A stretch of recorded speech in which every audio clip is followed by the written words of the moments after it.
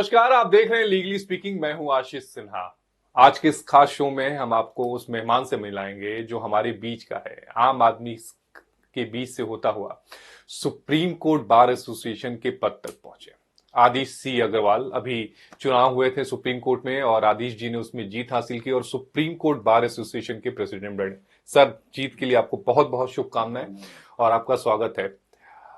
आम आदमी के बीच में आप रहे हैं, मैंने आपको पिछले कई सालों से देखा है, तकरीबन 2 दशक हो गए मैं आपको देख रहा हूं। आम लोगों के बीच में रहे, सीनियर डिग्नेट हैं, उसके बावजूद आप आम लोगों के बीच में जो आपकी जर्नी रही है, अभी तक का जो सफर रहा है, आपने मुफलिसी भी देखी है। ऐसा नहीं है कि आप कोई बहुत रिच फैमिली से आए हैं, बहुत किसी एडवोकेट फैमिली से आए हैं जहां पर बहुत बड़ा नाम कोई हो, ऐसा भी नहीं रहा है। बहुत नीचे से आप ऊपर तक आए हैं। इस सफर के बारे में थोड़ा सा देखिए, मेरे फादर भी एडवोकेट रहे हैं। He was top most criminal lawyer. Pratap Singh Kairon murder case में भी स्पेशल पब्लिक प्रोसिक्यूटर थे। मेरे ब्रदर भी एडवोकेट हैं दिल्ली में और हम बड़े एक्टिव रहे हैं। ये ठीक है कि हमारा दिल्ली में कोई नहीं था। मेरे ब्रदर चैम्बर में रहते थे और मैं रोहतक से खाना लाता था, डेली पैसेंजर था और उनके चैम्बर में क्लर्क का काम करता था। और 320 नंबर बस से पार्लियामेंट स्ट्रीट से पटेल चौक से मैं शाहदरा वाली बस से जाता था। चलती बस में मैं उतरता था शाहदरा स्टेशन पर और जो दिल्ली से सियालदा वाली जो ट्रेन सियालदा जाती थी 4:40 पे, वो ट्रेन में शाहदरा से पकड़ के गाजियाबाद जाता था। लाइन और लाइन, रिक्शा में नहीं। जो कोई 1.5 किलोमीटर वो हम कॉलेज जाते थे, एमएमएच कॉलेज। पढ़कर 8:30 बजे हमारा कॉलेज बंद होता था। उसके बाद दिल्ली रेलवे स्टेशन पर आते थे 9:30 बजे और 1.5 घंटा वहाँ स्टेशन पर खड़े होकर 1 रुपये की कोई 10-12 पूरी आती थी, वो हम लेकर और पंजाब मेल से रोहतक में चला जाता था। रात के 12 बजे पहुँचता था, सुबह 6 बजे वापसी दिन की रोटी लेके घर से फिर आ जाता था। कभी आपने सोचा उस दौर में, जिस दौर में आप संघर्ष कर रहे हैं, इतना लंबा सफर तय किया करते थे बस से, कि देश की सबसे बड़ी अदालत की सबसे बड़ी संस्था के प्रेसिडेंट बनेंगे? ये कभी नहीं सोचा था।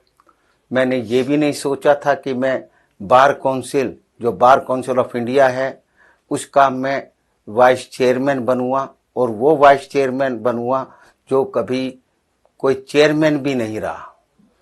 मैं एक्टिंग चेयरमैन रहा। दिल्ली बार काउंसिल का भी मैं वाइस चेयरमैन रहा, दिल्ली बार काउंसिल का चेयरमैन भी रहा।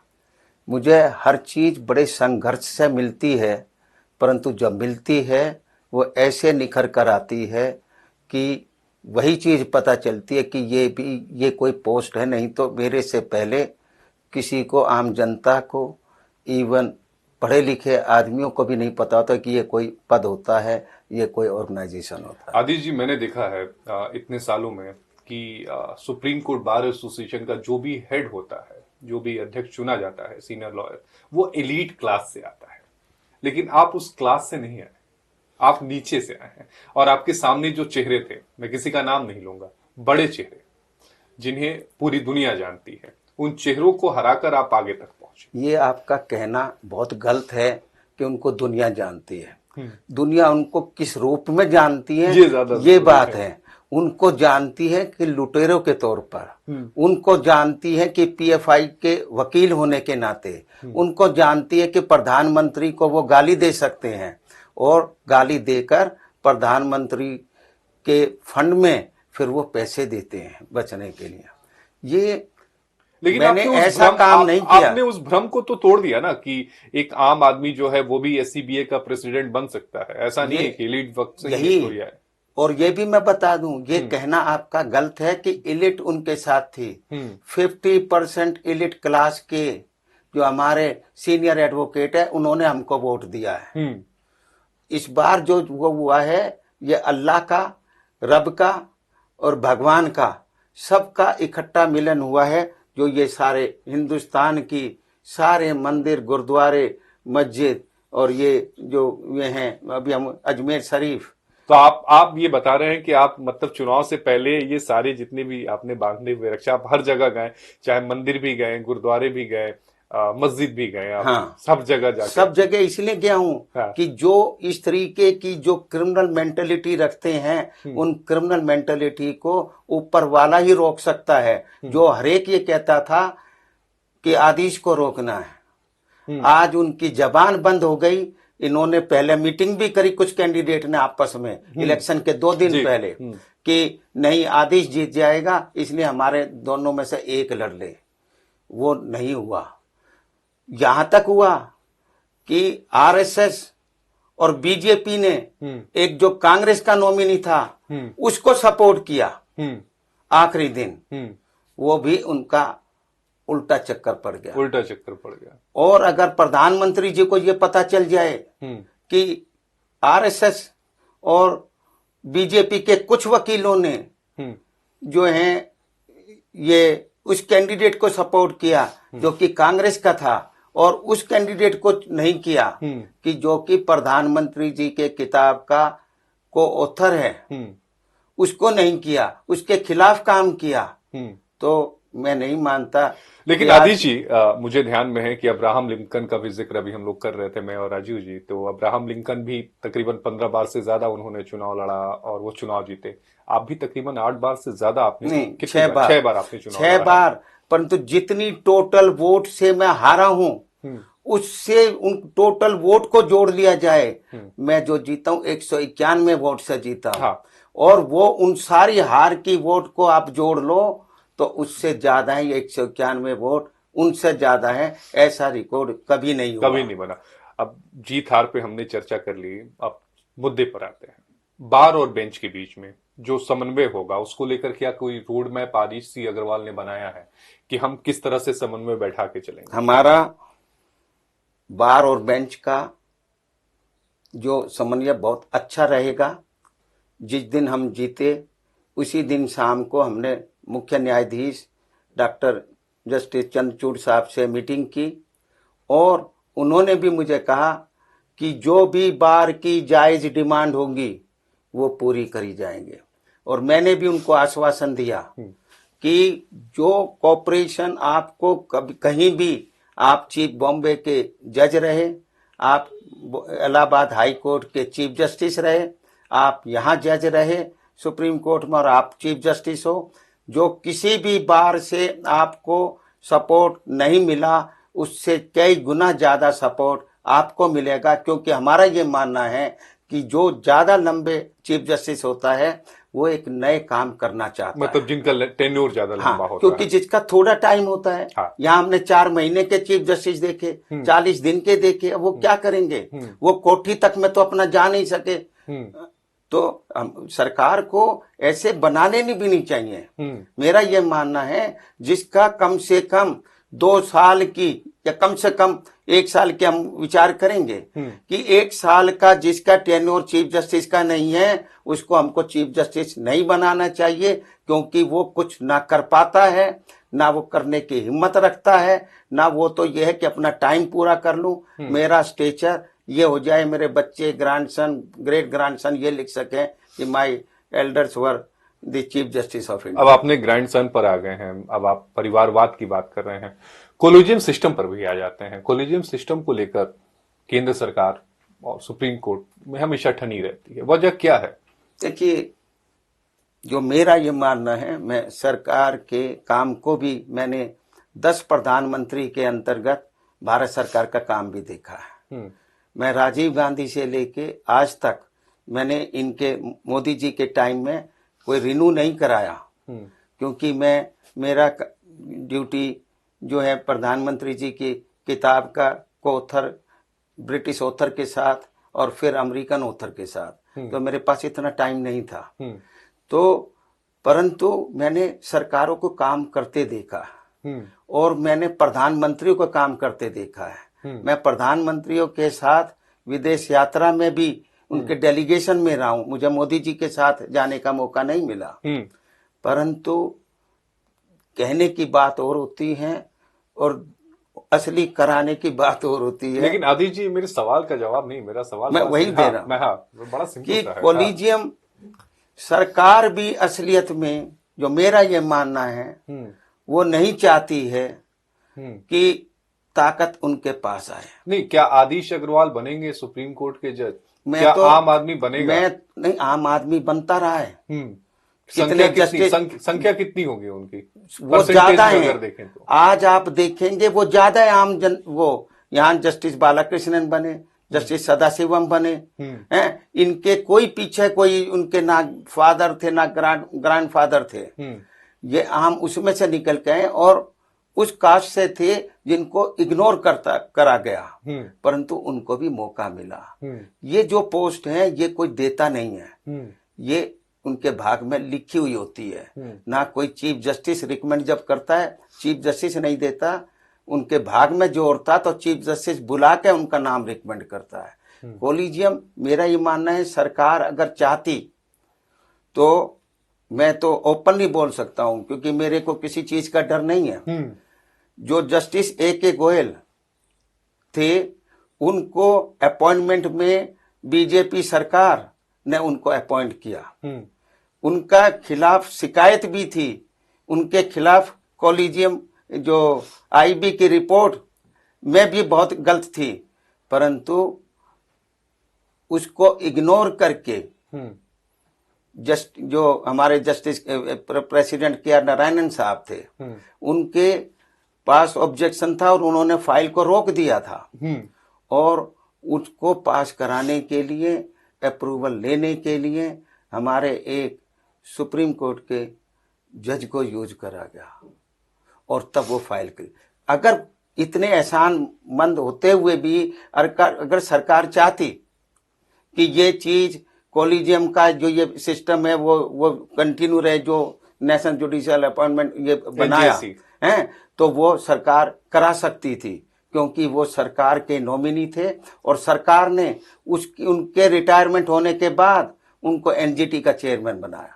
तो कहने की बात और है, असली करने की बात और है। अगर सरकार चाहती, सरकार को यही सिस्टम ज्यादा सूट करता है क्योंकि सरकार को ये जिनको नहीं बनाना है। मतलब आप ये कहना चाहते हैं आदिश जी कि जो टकराव हो रहा है उस टकराव की वजह कोई टकराव नहीं है। हाँ। कोई रियल में टकराव नहीं है, वो केवल दिखावटी है, वो है, हाथी के दांत सबके लिए है, ताकि जजेस भी कह सके हमारा तो सरकार से झगड़ा है और सरकार भी कह सके कि हमारा तो भैया हमारी सुप्रीम से झगड़ा है, हमारे हाथ में नहीं है, हम नहीं लगा सकते। असली ये है कि जो इम्पोर्टेंट आदमी चाहते हैं वो सारे काम जुडिशरी से हो रहे हैं, सारे हो रहे हैं। हाँ, किसी में कोई रुकावट नहीं। हमारे जो मेरे एक ओपोनेंट थे वो इसी तरीके की पॉलिटिक्स करते थे कि जजों को ये कहें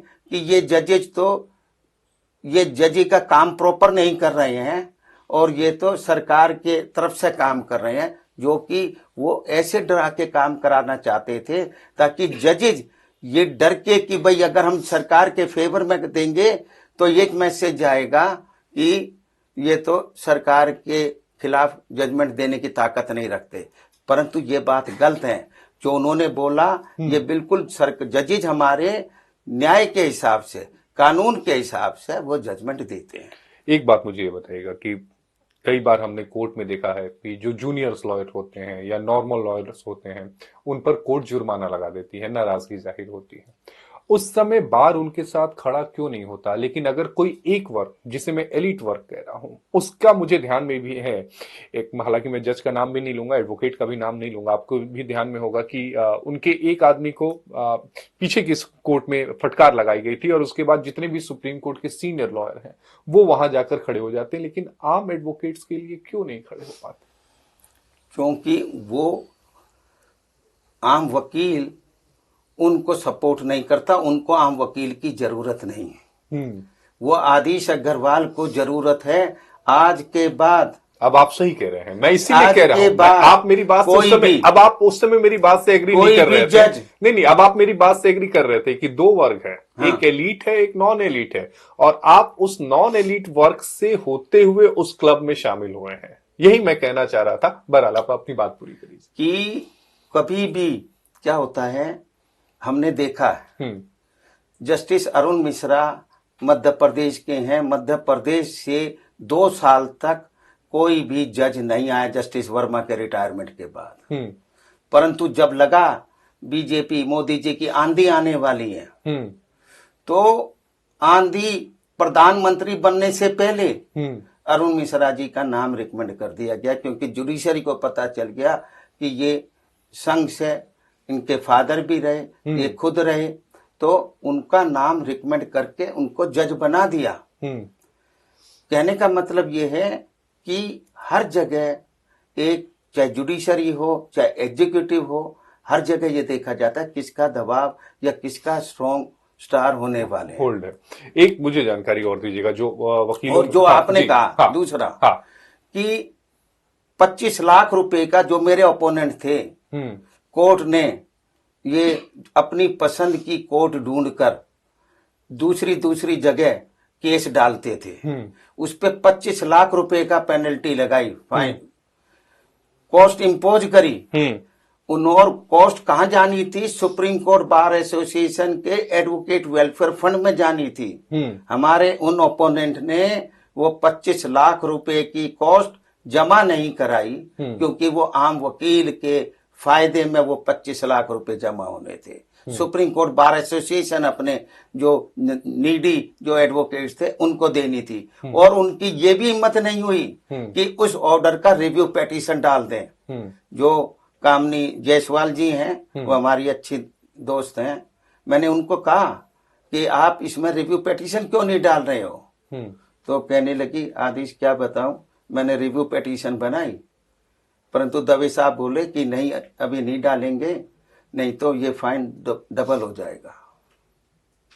चलिए, मैं उस पर नहीं जाता हूं। एक और बड़ा सीधा जो एडवोकेट जिनसे दो चार हो रहे हैं रोजाना परेशानियों से, वो है फाइलिंग।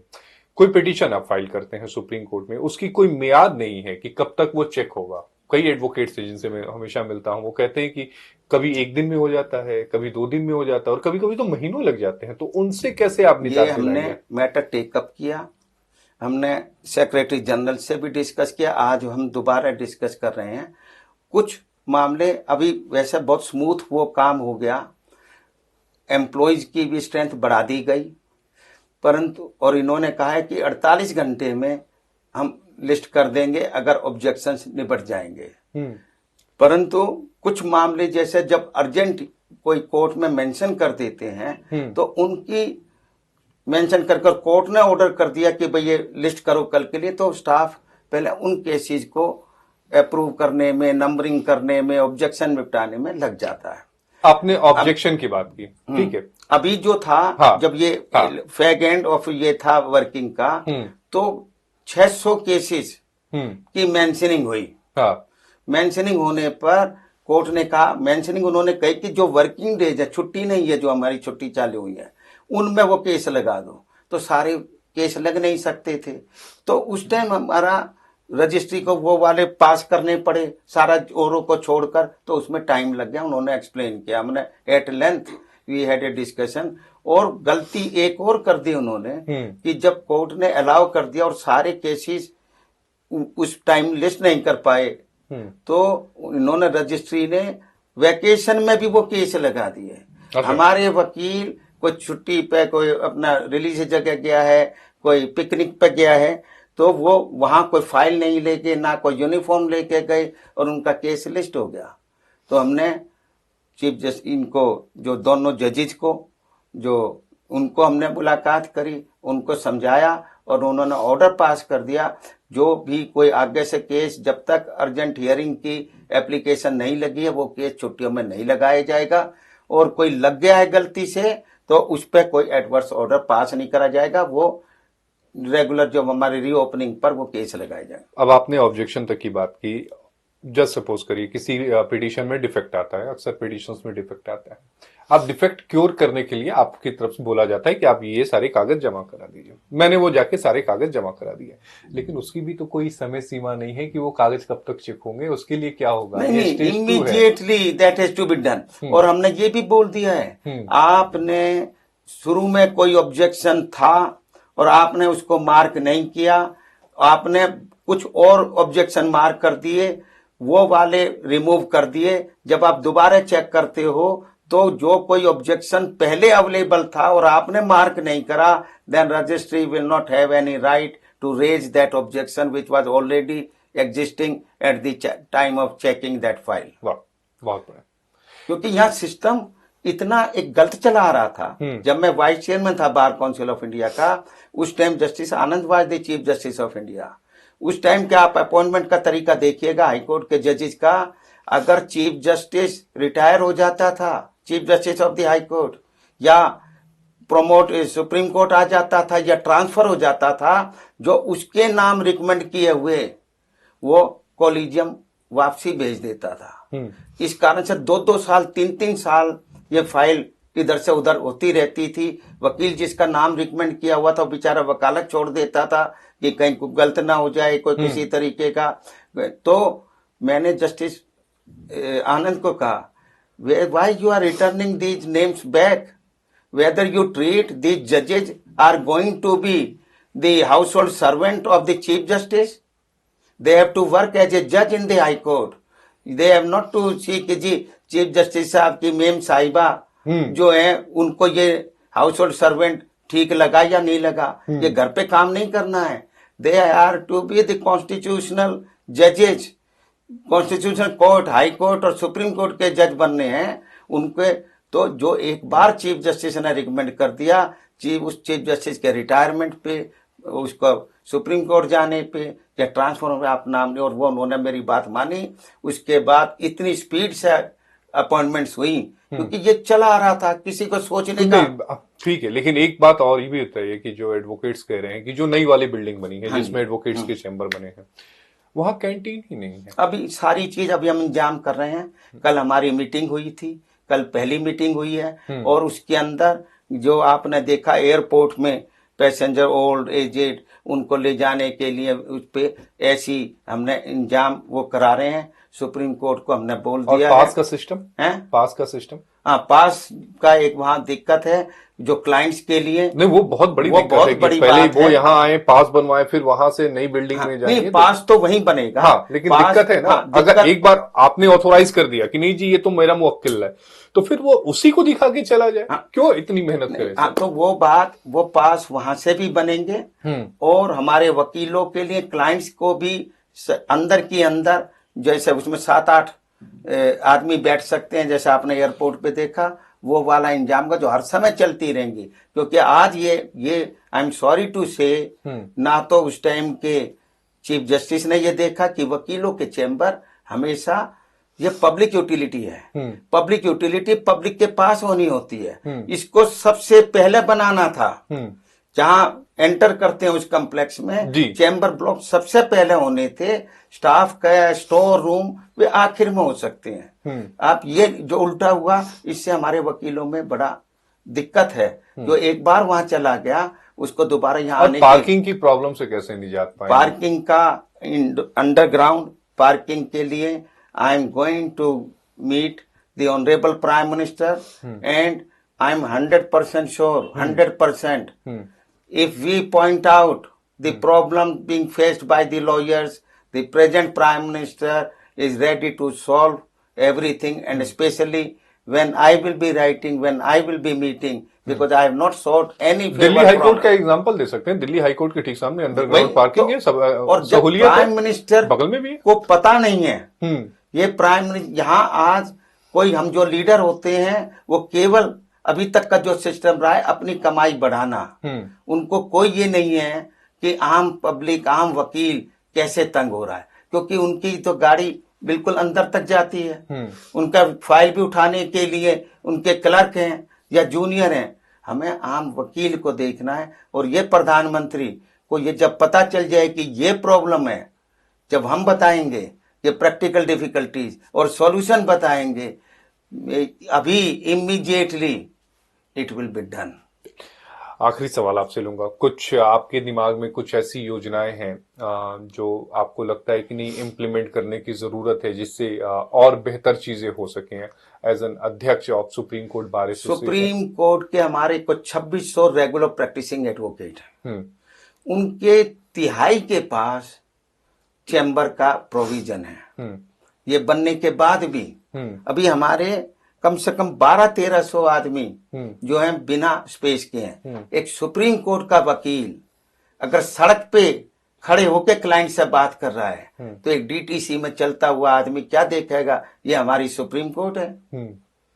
ये वाला हमने क्यूबिकल, जब ये आपका न्यू कॉम्प्लेक्स में लेफ्ट साइड में जगह है जो रेलवे लाइन मेट्रो के साथ जो हमारे विद इन अवर कॉम्प्लेक्स, उसमें 7 मंजिल जो हैं, हम 1000 क्यूबिकल, और वो सरकार देगी, सरकार, भारत सरकार, मोदी सरकार से हम कराएंगे क्योंकि हमारे पास फंड्स नहीं है। और उसमें 5 बाई 5 फीट का रेगुलर अलॉटमेंट होगी जिसमें कोई आपको, हमारे मेंबर को ना कोई बिजली का बिल देने का जरूरत है, ना पानी का खर्चा देने, ना मेंटेनेंस का देने का, ना कोई किराया देना है। जब उनको चैम्बर मिल जाएगा वो खाली कर देंगे। और मैं ये बता दूं आपको, कोई ये जब हमने बनवा दिए, nobody will go to opt chamber, क्योंकि chamber has been made in a very very wrong manner. उसका साइज बहुत छोटा रह गया जब डबल ऑक्यूपेंसी कर दी, और साथ में उनको किराया देना है, बिजली पानी मेंटेनेंस देना है यहाँ पर। क्योंकि सरकार का काम है न्याय सस्ता पहुंचाना, और पहुंचाने के लिए वकीलों के बिना सरकार न्याय नहीं पहुंचा सकती। और ये उनके लिए है जो आम आदमी को न्याय दिलाता है। ये जिनके पास चैम्बर नहीं है, ये वे वाले वकील हैं। जो बड़े हैं उनके पास बड़े ऑफिस हैं, उनके पास चैम्बर खानदानी चले आ रहे हैं, उनके क्लाइंट बड़े हैं। यहाँ आम जनता जो बेचारा न्याय जिसे नहीं मिल पाया, इतनी कोर्ट्स, सिविल जज, डिस्ट्रिक्ट कोर्ट, हाई कोर्ट, फिर यहाँ जब आता है, और एक हमारे सुप्रीम कोर्ट के वकीलों की फीस का स्टैंडर्ड गिरता जाता है क्योंकि क्लाइंट के पास इतनी पेमेंट फीस करने के पैसे ही नहीं बच जाते, क्योंकि नीचे वाली कोर्ट में वो बिल्कुल खाली हो जाता है। हमारे वकील जो न्याय दिलाने में जो काम करें, बहुत सस्ता काम करना पड़ता है, क्योंकि हमारे वकील ये सोचते हैं कि हमें चाहे फीस कम मिले परंतु आम आदमी को न्याय मिलना चाहिए, क्योंकि वो फीस ज्यादा नहीं दे सकता, इसलिए उसको न्याय नहीं मिले, वो हम नहीं चाहते। आदिश जी, आपका जुड़ने के लिए बेहद शुक्रिया, और आपने हमारे लिए समय निकाला। आदिश सी अग्रवाल हमारे साथ सुप्रीम कोर्ट बार एसोसिएशन के प्रेसिडेंट, उन्होंने ये भी बताया कि किस तरह की योजनाएं वो आगे चलकर इम्प्लीमेंट करेंगे, चाहे पार्किंग की हो, चाहे चैम्बर की हो। और उन्होंने एक विजन डॉक्यूमेंट हमारे सामने बताया कि कैसे हम जो एडवोकेट्स हैं जो सुप्रीम कोर्ट में प्रैक्टिस करते हैं, उनकी जो परेशानियां हैं उसका समाधान वो निकालेंगे। लीगली स्पीकिंग में इतना ही। देखते रहिए इंडिया न्यूज। धन्यवाद।